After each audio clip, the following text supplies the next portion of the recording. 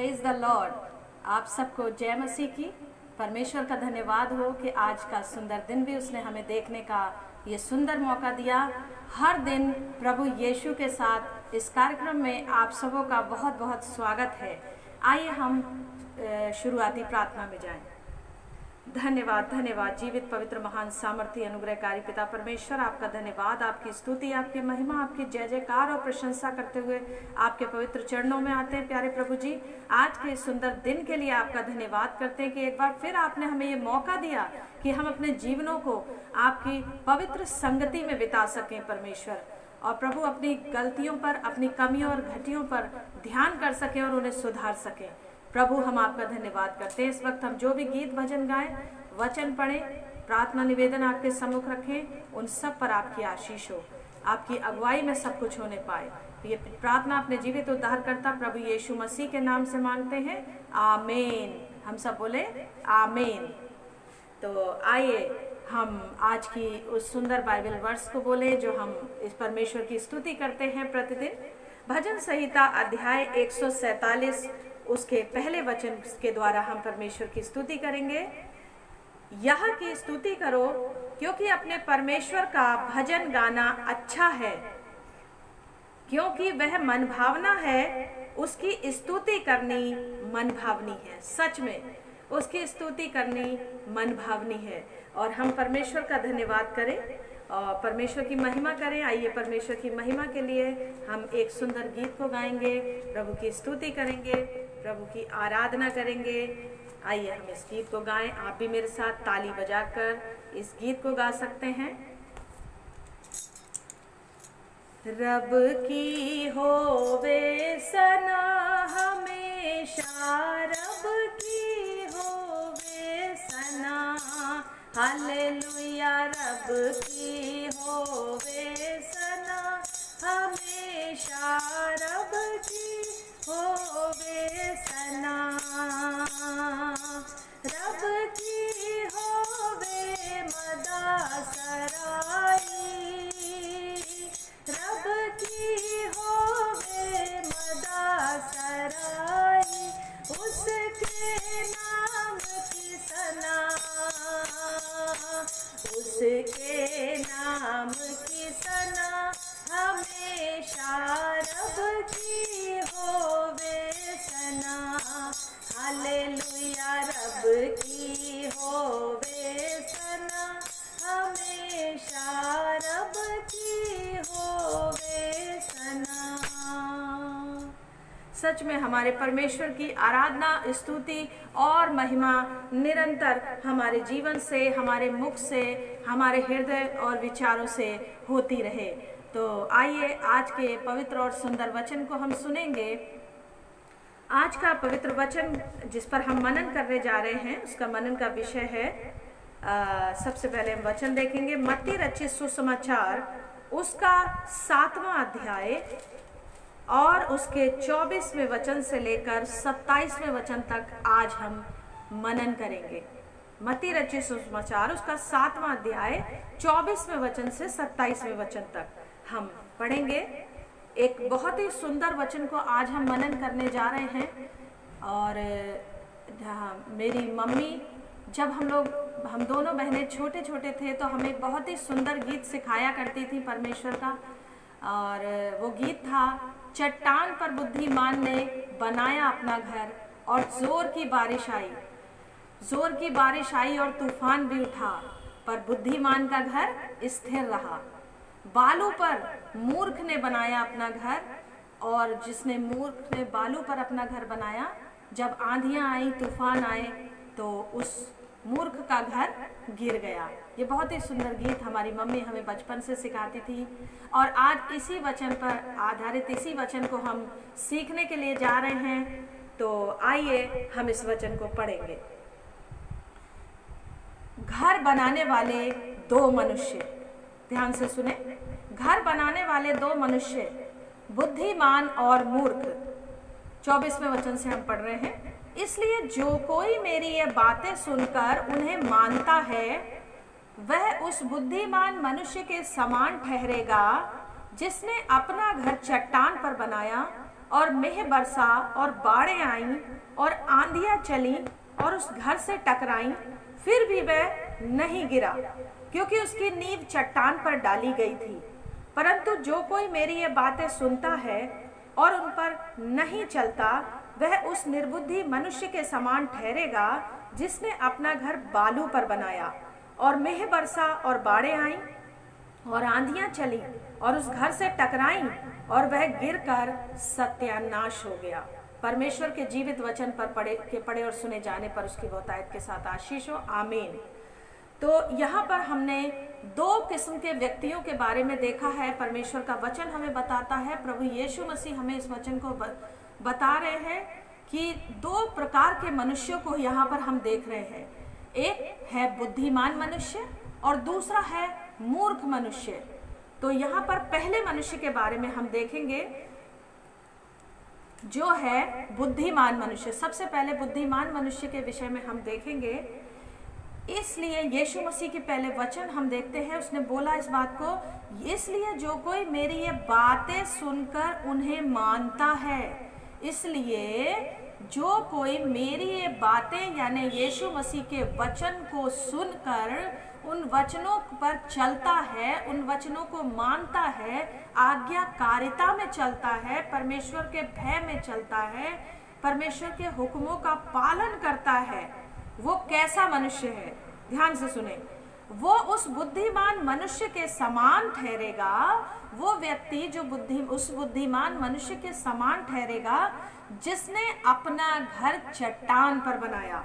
जिस व्यक्ति ने अपना घर चट्टान पर बनाया। चट्टान मतलब मजबूती। चट्टान का मतलब मजबूती। और मजबूती कौन है हमारी? हमारी मजबूती कौन है? हमारा प्रभु यीशु मसीह। तो आगे हम इस वचन को देखेंगे, हम देखते चलेंगे, उस पर मनन करेंगे आगे। और मेह बरसा, हम देखते जाएंगे क्या क्या हो रहा है आगे। और मेह बरसा यानी बारिश हुई, बाढ़ें आई। बारिश, मेह तो बरसा ही बरसा, इतना मेह बरसा कि बाढ़ें तक आ गई। और आंधियां चली और उस घर से टकराई, फिर भी वह नहीं गिरा, क्योंकि उसकी नींव चट्टान पर डाली गई है। आंधी, तूफान, बारिश, बाढ़ें आई, उस घर से टकराई, लेकिन वो घर स्थिर रहा, वो घर नहीं गिरा। क्यों? क्योंकि उसकी नींव जो है चट्टान पर डाली गई थी। यहाँ पर यीशु मसीह इस बात को नहीं बता रहे कि सच में किसी ने एक चट्टान पे घर बनाया या बालू पे, रेत पर घर बनाया।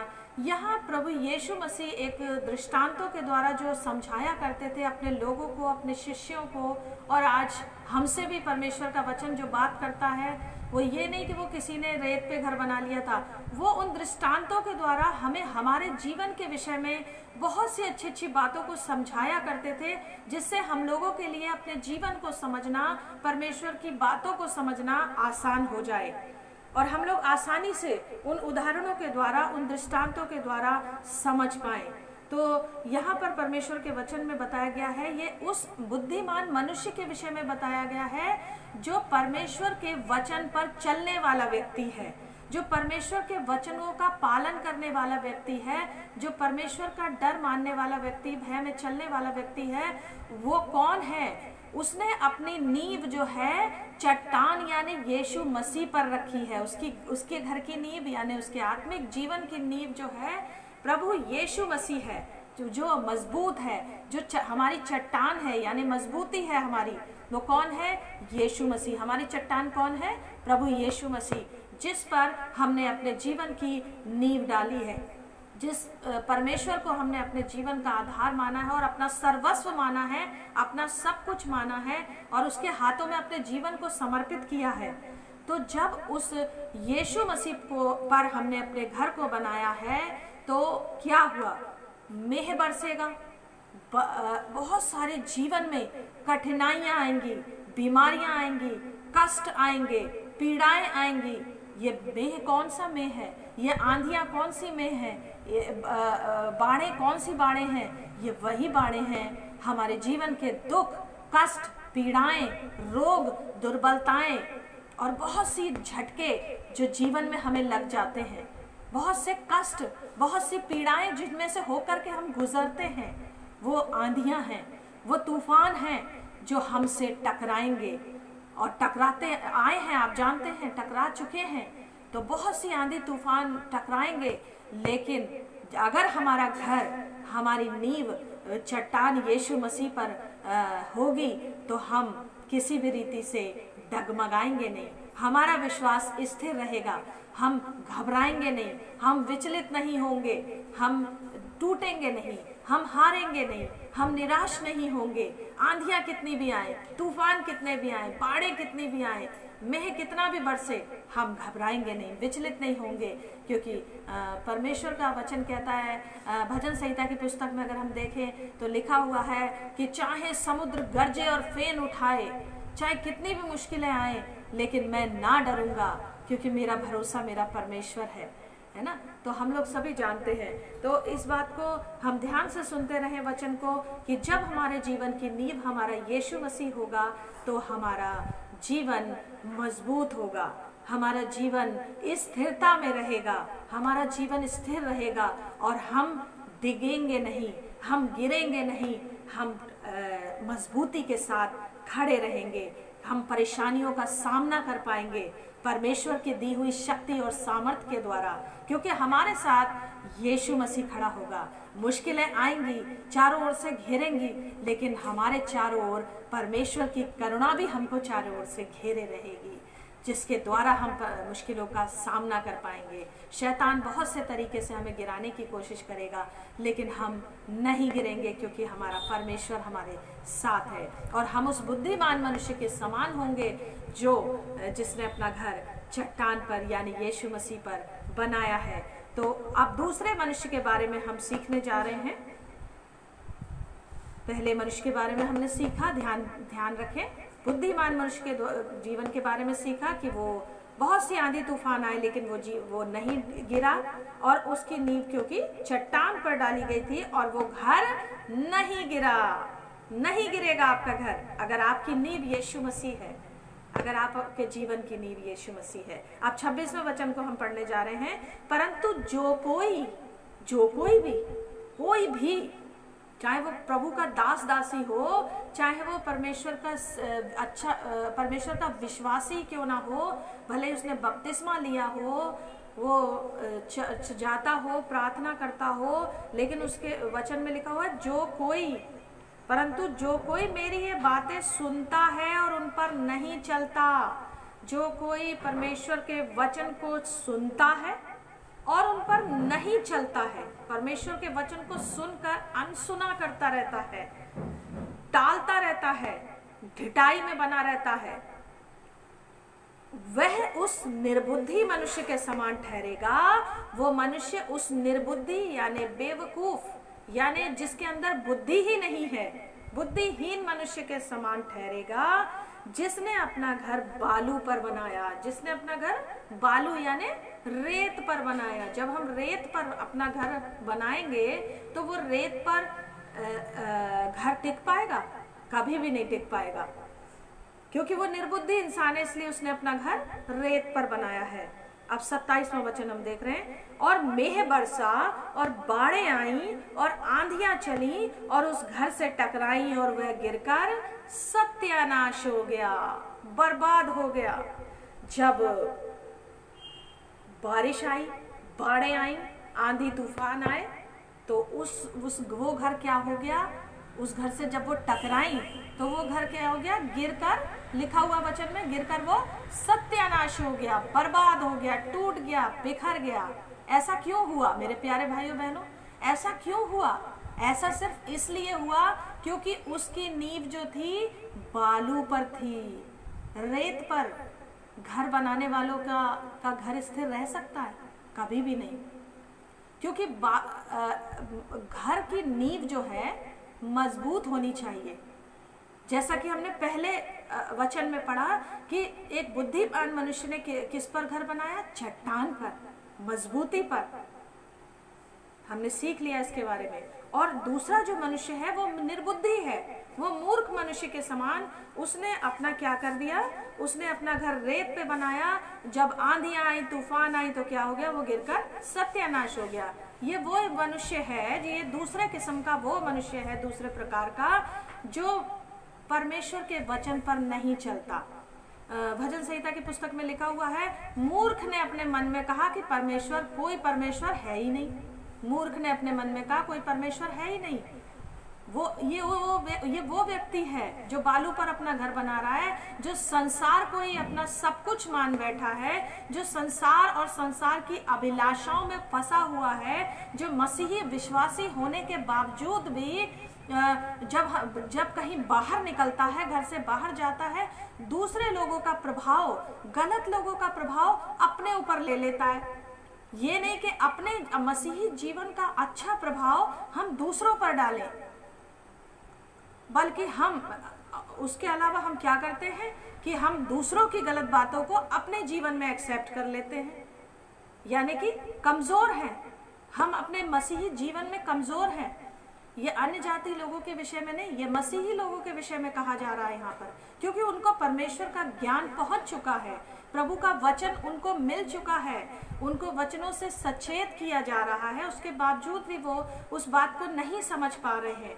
अगर आज आप भी बालू पर अपना घर बनाए हुए हैं, मेरे प्यारे भाई, मेरी प्यारी बहन, आपने अपने घर को बालू पर यानी रेत पर बनाया है, तो मेरे प्यारे भाई बहन ध्यान से सुने इस वचन को और इस पर मनन करें, दिन भर आज ध्यान करते रहें और अपने जीवन में बदलाव लाने की कोशिश करें कि आप एक मसीही हैं, आप एक परमेश्वर के सेवक हैं, आप एक परमेश्वर की सेविका हैं, आप एक मसीह विश्वासी भाई हैं, मसीह विश्वासी बहन हैं, आप मसीह विश्वासी बुजुर्ग हैं, आप मसीही बच्चे हैं, आप मसीही नौजवान हैं।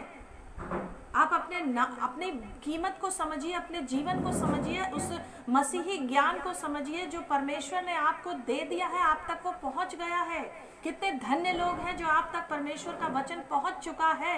बहुत सारे ऐसे लोग हैं जो अज्ञानता में हैं और जो नहीं जान पा रहे हैं परमेश्वर के ज्ञान को, लेकिन आपको वचन पहुंच चुका है और तब भी आप अपने जीवन को ढिठाई में जी रहे हैं, बार बार सचेत करने के बावजूद भी। तो मेरी प्यारी बहन, मेरे प्यारे भाई, आप चाहे जो कोई भी हैं, आप अपने घर को आज, अगर आपका घर बालू पर बना हुआ है, तुरंत होशियार हो जाएं, तुरंत सचेत हो जाएं मेरे प्यारे भाई, मेरी प्यारी बहन।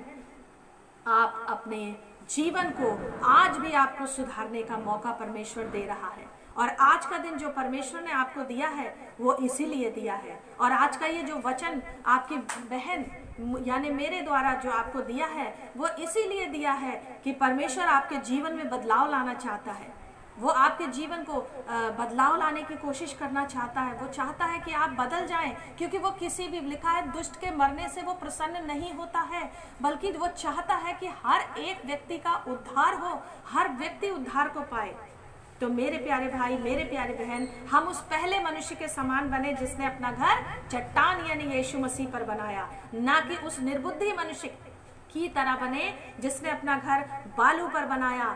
तो इसका अंजाम क्या हुआ? बालू पर घर बनाने वाले का अंजाम क्या हुआ? संसार और संसार की अभिलाषाओं में लिप्त रहने वाले का अंजाम क्या हुआ? उसका एक समय आया जब मुश्किलें आई, परेशानियां आई और वो संभल नहीं पाया, नहीं संभल पाएगा। जो परमेश्वर के साथ नहीं चलेगा नहीं संभल पाएगा। जब मुश्किलें आएंगी वो गिर जाएगा और सत्यानाश हो जाएगा, उसका जीवन बिखर जाएगा। तो मेरे प्यारे भाई बहन, आज मौका है सचेत होने का, सतर्क होने का। और ये वचन जो परमेश्वर प्रतिदिन मुझे देता है, ये मैं अपने मन से नहीं बोलती हूँ, ये मैं अपने मन से नहीं निकालती हूँ, ये वचन परमेश्वर का आत्मा मुझे प्रेरित करता है। मैं प्रार्थना करती हूँ आप लोगों के लिए कि परमेश्वर आज मुझे आपका वचन आपके बच्चों तक पहुँचाना है। प्रभु आप मुझे वचन दें जो आज आप चाहते हैं कि आपके बच्चों को वचन मिले, आपके बच्चों को आज वचन की रोटी मिले। और मैं जब प्रार्थना करती हूँ, प्रभु मुझे वचन देते हैं कि आज ये वचन को प्रचार करना है। और आपके लिए हम निरंतर प्रार्थना करते हैं। प्रभु के दास पास्टर नथानियल जॉन, मैं आपकी बहन और आपका भाई ब्रदर रिजॉय जॉन, हम निरंतर आप लोगों के लिए प्रार्थनाएं करते हैं कि आपका जीवन परमेश्वर में हो और आप अपने जीवन की नींव चट्टान यीशु मसीह पर अपने घर को बनाएं। तो मेरे प्रिय भाई बहन अपने जीवन को आज भी सुधार लें। आज भी मौका है, इसी समय मौका है। वचन कहता है यदि आज तुम उसका शब्द सुनते हो तो अपने हृदय को कठोर मत करो। आप परमेश्वर के दास दासी हैं, आप परमेश्वर के विश्वासी हैं। अपने जीवन को, अपने मन को कठोर ना करें। अगर आज भी अपने जीवन में आप कोई गलती को महसूस कर रहे हैं, इस वक्त आपके मन में आ रही है कोई गलती कि मेरे जीवन से अभी भी ये गलतियां हो रही हैं, तो मेरे प्यारे भाई बहन आज ही अपनी गलतियों को मान लें और आज ही मौका है, आज ही जीवन मिलेगा, आज ही सुधार का मौका है। आज अगर उसके शब्द को आप सुन रहे हैं तो अपने मन को कठोर ना करें मेरे प्यारे भाई बहन। आइए अब हम आपके लिए प्रार्थना करेंगे। आप सबों के लिए अपनी आंखों को बंद करें, अपने हाथों को जोड़ें, अपने स्वर्गीय पिता की ओर अपने ध्यान को लगाएं। धन्यवाद मेरे जीवित महान सामर्थी पिता परमेश्वर प्रभु यीशु मसीह। हम बड़े धन्यवाद और विश्वास के साथ आपके सम्मुख आते हैं प्रभु जी। इस वक्त प्रभु मैं अपने प्रिय भाई बहनों को, बुजुर्गों को, बच्चों को, नौजवानों को प्रभु मैं तेरे हाथों में सौंप देती हूँ प्रभु।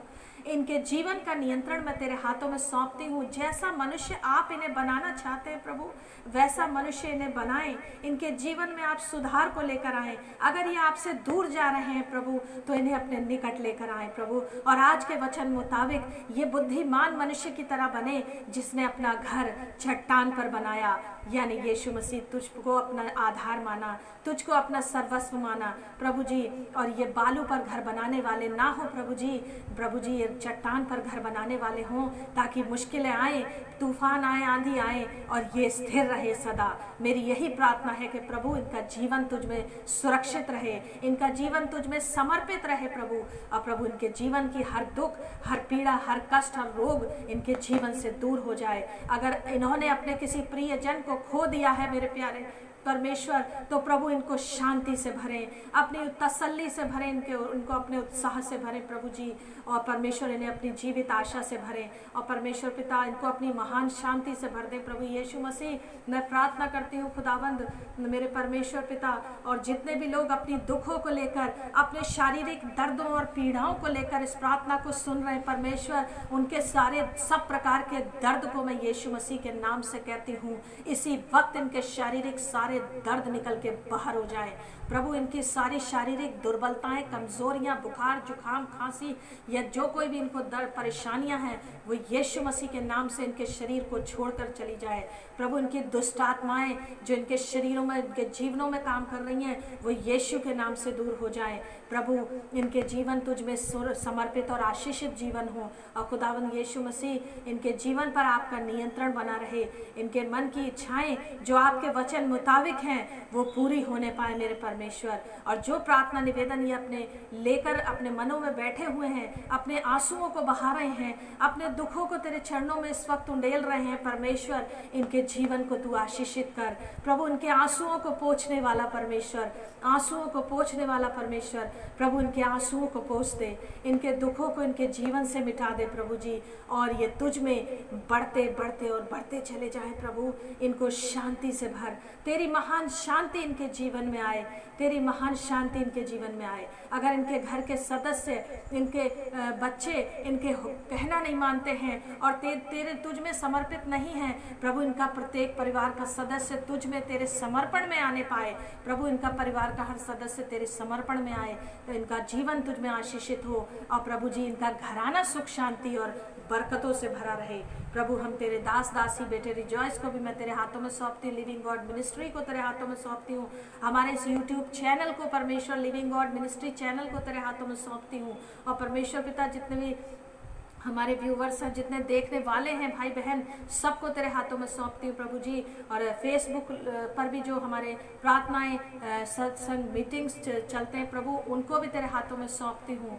सारी प्रार्थना सभाओं को प्रभु जी तेरे हाथों में सौंपते हुए ये प्रार्थना अपने जीवित उद्धारकर्ता प्रभु यीशु मसीह के नाम से मांगते हैं, आमीन। हम सब बोले आमीन, आमीन। और इसी सुंदर वचनों के साथ, इस सुंदर प्रार्थना के साथ परमेश्वर आप सबको बहुतायत के साथ आशीष दे। हम सब कल फिर मिलेंगे हर दिन प्रभु यीशु के साथ कार्यक्रम में। आप सबको जय मसीह की। God bless you all.